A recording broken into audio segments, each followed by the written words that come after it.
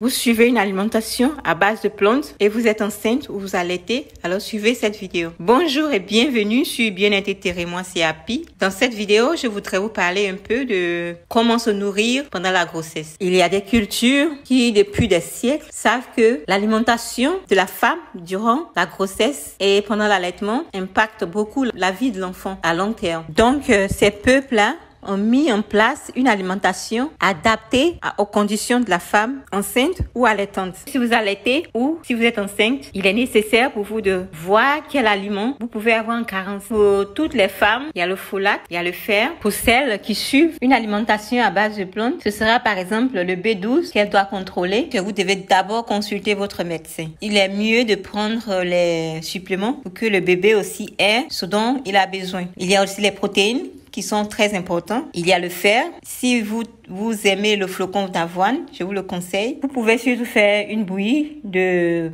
flocons d'avoine ou de mil accompagnée de fruits frais et de fruits secs. Les fruits secs, vous pouvez prendre par exemple les raisins secs, les prunes surtout, les dattes qui sont pleines de fer et de beaucoup de minéraux. Et aussi les fruits frais comme la mangue ou la banane douce ou encore les cerises. Les fruits secs ont surtout la réputation d'avoir beaucoup de fer. Les prunes et les dattes, vous pouvez les découper et les mettre dans votre repas. Et aussi découper la mangue, la banane douce par exemple. Voilà un bon petit déjeuner qui va vous donner beaucoup d'énergie surtout, et les nutriments dont vous avez besoin aussi. Dans votre bouillie de mil ou d'avoine, vous avez la possibilité de mettre aussi le lait de coco, qui est aussi très nourrissant et donc qui va rendre la bouillie encore plus douce et plus bonne. Vous avez aussi le sorgho qui est aussi très nourrissant comme petit déjeuner. Je vous conseille aussi de boire beaucoup d'eau. L'eau de coco est très bon aussi. Les minéraux que vous devez surtout contrôler sont le fer, le sélénium et le folate. Contrôlez pour que vous puissiez savoir si vous devez prendre des suppléments. Le folate surtout avant, pendant et après la grossesse, en fait, c'est très important. Et je vous prie de prendre 3 repas parce que j'ai vu des femmes enceintes qui ne voulaient pas manger trop. Je vous conseille de bien manger parce que vous aurez comblé vos besoins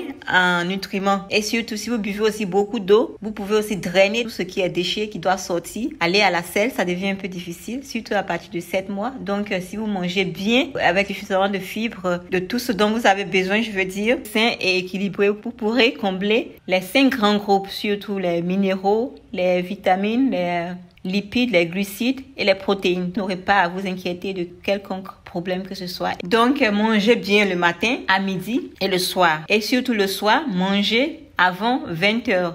À partir de 18h30, vous devez prendre votre repas du soir. Et si le soir, en fait, à partir de 20h, vous avez une petite faim, prenez des dattes ou des fruits secs. Prenez aussi une banane douce, par exemple. Dormez très bien. Dormez au moins 8, 9, même 10 heures par jour. Écoutez de la musique douce. Détendez-vous. Marchez beaucoup. Je vous conseille aussi le yoga qui pourra vous aider pendant l'accouchement. Merci à la vie. Merci d'avoir suivi cette vidéo et à bientôt sur Bien-être Terre. Coucou.